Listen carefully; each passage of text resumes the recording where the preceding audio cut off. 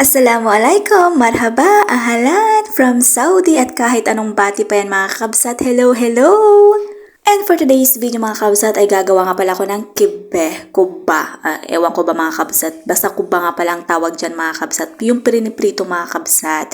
Nagpakulo lamang ako dyan mga kabsat ng patatas. Syempre mga kabsat, naggisa na rin ako ng laham or karne ng tupa mga kabsat. Yung giniling mga kabsat para sa palaman ng kubba. So dahil nga pala kubba hasawi nga pala yung gagawin ko for today's mga kabsat na kubba, ayan napakulo na rin pala ako ng bigas na hasawi. At syempre wala kaming machine mga kabsat kaya naman dumawi pa kami talaga dito sa bahay ng nanay ng amo ko para naman gumawa ng kubba hasawi. Bale yung pinakuluan ko nga palang patatas mga kabsat at yung bigas ng hasawi mga kabsat ay blend ko mga kabsat or giniling ko dyan sa gilingan. Buti na lang dito mga kabsat ay may gilingan talaga dito. At syempre ayan nagchismisan pa kami mga kabsat about kay Binsoy, diba? At sobrang naawa talaga ako mga kabsat habang nanonood ng eviction night sa TikTok kasi ako talaga nanonood mga kabsat kasi nga naman doon talaga nag-update minsan mga kabsat yung sa PBB kaya naman naawa talaga ako mga kabsat kasi nga naman siya talaga yung na-evict. Oh my god. So ayan mga kabsat, balik tayo sa paggawa ng kubba. Ang kubba nga pala mga kabsat ay galing pala talaga, ang origin pala talaga niya mga kabsat ay Syria. Yes mga kabsat, akala ko naman dito talaga sa Saudi mga kabsat yung origin ng kubba, hindi pala mga kabsat, sa Syria pala mga kabsat. At ang kubba pala mga kabsat ay may iba't ibang klase mga kabsat. Ang ginagawa ko lang talaga dati mga kabsat is yung patatas lang talaga mga kabsat. And then na-try ko na din yung burger, basta mga kabsat burger. At napalpak nga pala ako sa burger mga kabsat sa paggawa ng kubba. At eto mga kabsat, tong hasawi mga kabsat ay medyo okay naman siya mga kabsat. Kasi nga naman tinanong ko talaga sa kasamahan namin kung ano talaga yung perfect ingredients mga kabsat ng paggawa ng hasawi kubba. At sa paggawa nga pala ng kubba mga kabsat ay masakit sa likod at nakakaantok kaya naman hindi talaga mawawala ang kape mga kabsat. Nagkakape ako dyan habang gumagawa ako ng kubba. At syempre ako lang talaga yung gumagawa ng kubba dyan kasi nga naman busy din yung mga kasamahan namin mga kabsat kasi may darating daw na bisita. Kapag ka first time ka talagang gagawa ng kubba mga kabsat ay hindi mo talaga mapo-perfect. Tapos kapag ka nakagawa ka na ulit ayun na mapo-perfect at mapo-perfect mo na mga kabsat. Pero itong kubba mga kabsat na hasawi ngayon ko lang talaga ginawa ito mga kabsat at tingnan nyo naman at perfect na perfect yung pagkakagawa mga kabsat. Napakaganda mga kabsat ang pagkakagawa ko ngayon. At nagsample nga pala ako kanina dito mga kabsat ng form ng kubba mga kabsat at tinawag ko nga pala yung amo ko kung okay ba yung size ng kubba na ginawa ko. Sabi niya oo naman, okay naman daw mga kabsat. Kaya naman ganyan yung size na ginawa ko mga kabsat. Yung parang itlog siya pero cute siya. At sumunod namang pumasok yung mama ng amo ko mga kabsat sa kusina at naghahanap ng mga katulong kasi nga naman magpapalinis kasi may darating na bisita mga kabsat. At saktong-sakto nga pala tong ginawa kong kubba kasi nga naman magsasampol daw na magpiprito mamaya para iserve sa mga bisita.